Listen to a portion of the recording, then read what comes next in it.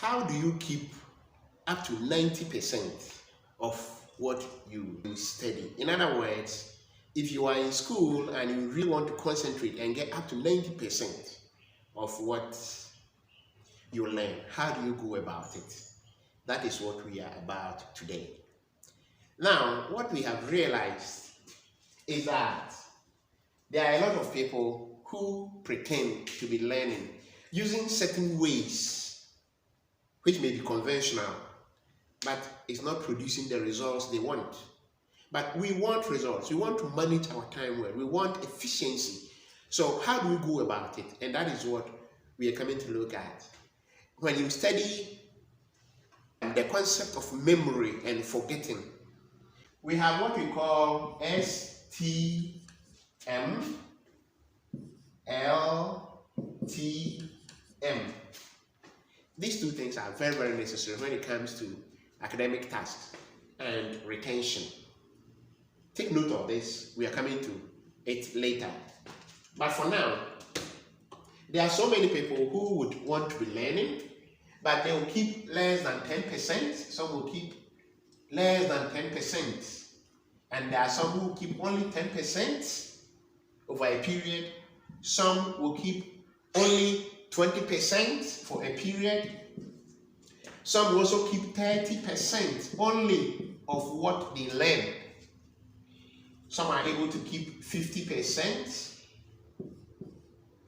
Some are able to keep 75%. And ultimately, what we are looking at is to be able to keep 90% of what you read or what you learn. This is very important. Now, let's come back to this. This STM stands for short-term memory. Short-term memory. You know, our memory has been designed that it receives a lot of information, whilst we are awake. But most of this information is received, it passes through our memory and goes back somewhere. Our attention is caught to it for a brief period of time, and then it is actually left to go away. So in a short term, we get more information into our memory, but they would skip away because we didn't pay particular attention, we didn't process it so well, and because of that, we lose information. And we have what we call the long-term memory, LTM. This is when we really attend to the information, try to interpret it, try to understand and assimilate it into our system. If we're able to do that, that is when we're able to retain most of what we learn. Okay, so we want to see how to make good use of the long-term memory. Later on, we shall be discussing about the theory of disuse. That is, if you don't use information for a very long time, the information fades away. Then we also look at the theory of practice. If you don't practice something for a very long time, what happens to it? It also fades away. And then we have the trace theory when it comes to memory. Okay, yes, and later on we shall also discuss what we call the procedural memory. But for today, we are going to talk about this one will come in, the procedural memory, and that will help us to keep a lot of information in our long-term memory. Now let's go. We are saying that if you really want to keep information up to 90%, there are certain things you should do. But let's look at why some people are unable to keep information for a very long time. It is very important. I said some keep between 0 to 9% of what they read. Just 0 to 9%. Just this. Because they only listen. Okay? They only listen, maybe through the lecture method or any other method through which the information churns out. And when that happens, you will forget. You will forget within a very short time. There is an old saying that when I hear I hear, I forget, I see, I remember,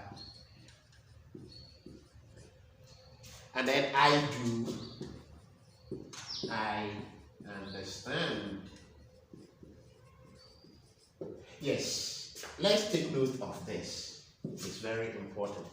Now, when you hear or you listen to maybe a lecture or a discussion without taking an active part in it, what will happen is that over time you would be able to keep only from 0 up to 9% of what you just heard. So through listening, you lose a lot of information. Like if you sit through a lecture or something like that, then you're going to lose information. Then the next one, which many of us do, is to read. Many people think that reading is learning, but really, is it? Now, if you read, you are able to keep only 10% of what you read over time. Because, fine, you are reading, but it is far better than the listening because you're engaging your mind in one way or the other. But we have so many ways of reading. Reading a storybook is different from reading a meditational book, or reading a textbook, or reading a newspaper. We have so many ways of reading. So if you just read, you will keep only about 10% of what you have read over time. And therefore, we must find ways, active ways, of trying to keep more of what we learn. How to keep more information into our long-term memory. Remember, the more we listen, the information comes to the short memory, and because we don't actually attend to it and process it, it falls away. It doesn't come into the long-term memory where we can keep it for years. Yes. Now, there are some who are able to keep information up to 20%, and that is when they see and probably listen, or they watch and listen. Is that okay? Watch and listen at the same time. Yes. Audiovisual materials. If you watch and you listen to a particular information at the same time, you may be able to keep 20% over time. Let's say over a week period or over 2 weeks period. You'll only be able to remember up to 20% of what you saw and you heard. And that is why we say, when you hear, as in this case, you forget. But when you see, watch, you see, you watch, then you remember. That means you're able to at least remember some of them up to about 20%. Okay? 20%. Yes. Now, if you would want to make sure that you remember more, then you come to the next level. And that is to try and demonstrate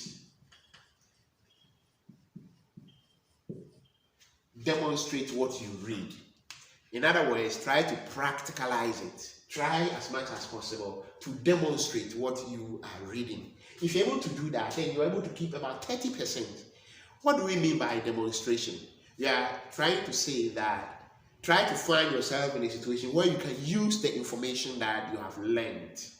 Try as much as possible to find yourself in a situation, put yourself in a situation where you can simulate what you read. Yes, you know, let's assume you are actually doing maths. 1 plus 1 is 2. So you try and demonstrate it. That one is better. 1 plus 1 equals to 2. You see, we have demonstrated it. So let's try to make sure that most of the things that we learn, we try and demonstrate them practically. And that one, we'll be able to keep about 30% of what we read. Let's look at other ways by which we can keep more information, about 50%. How do we ensure that we keep about 50% of what we study? Yes, you can do that through discussion.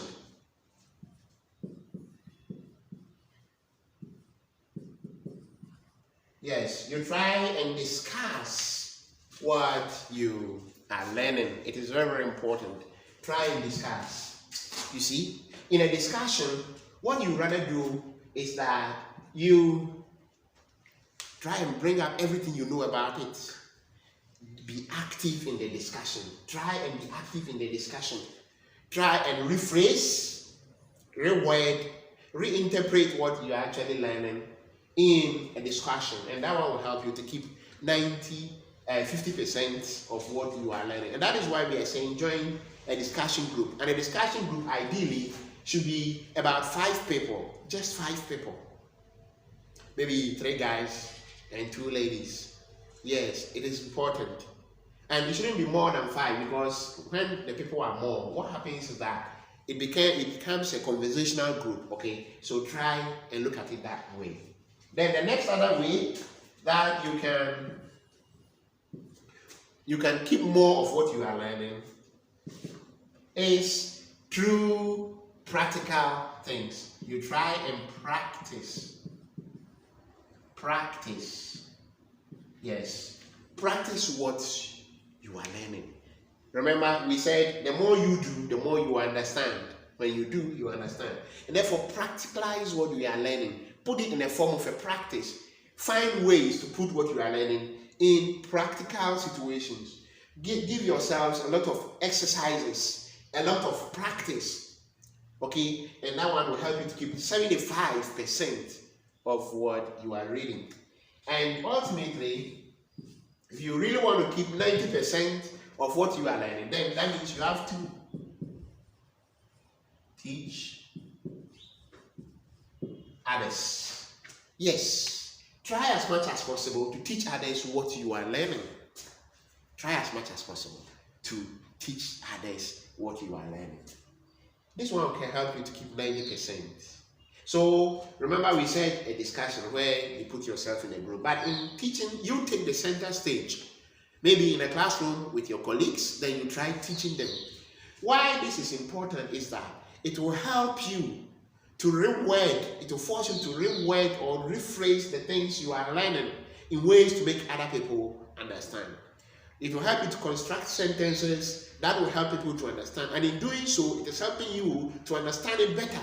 Sometimes you have to interpret it or translate it into a local language that you understand. And that one will help you to assimilate what you are learning. So, in effect, if you really want to teach others, these are some of the ways that you have to look at things. If you really like what you are seeing, why don't you give us a thumbs up and try and subscribe to this channel so we can give you more.